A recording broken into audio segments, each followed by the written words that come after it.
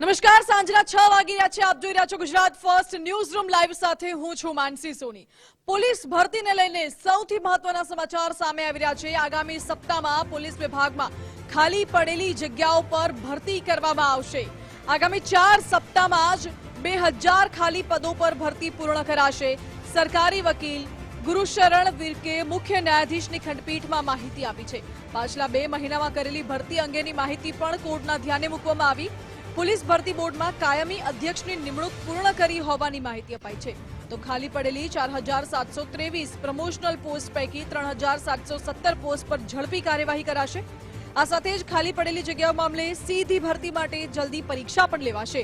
આ સાથે ફિઝિકલ પરીક્ષા માટે જરૂરી ટેન્ડર પ્રક્રિયા બાદ ઝડપથી જાહેરાત કરાશે અને ભરતી અંગેની વધુ સુનાવણી જાન્યુઆરી માસના બીજા સપ્તાહમાં હાથ ધરાશે. વધુ જાણકારી સાથે જોડાઈ ગયા છે સંવાદદાતા કલ્પિન ત્રિવેદી. કલ્પિન, આગામી 4 સપ્તાહમાં લગભગ 2000 ખાલી પદો પર ભરતી પૂર્ણ કરાશે. શું હશે આખી પ્રોસિજર?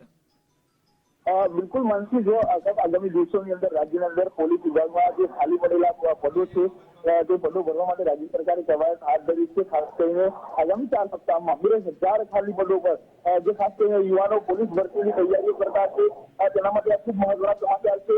રાજ્ય સરકાર વતી રાજ્ય સરકારના જે સરકારી વકીલ છે ગુરુશરણ વિર્ક તેમને ચીફ જસ્ટિસ બેંચની અંદર આ મુખ્ય માહિતી આપી છે. પાછલા 2 મહિનામાં કરેલી ભરતી અંગેની આખી જે પ્રક્રિયા છે તેની માહિતી કોર્ટના ધ્યાન પર મૂકવામાં આવી છે. પોલીસ ભરતી બોર્ડમાં પણ કાયમી અધ્યક્ષની નિમણૂક છે તે રાજ્ય સરકારે પૂર્ણ કરી હોવાની પણ માહિતી આજે કોર્ટને આપવામાં આવી છે. ખાલી પડેલા 4723. ઓકે કલ્પિન, આભાર આપનો.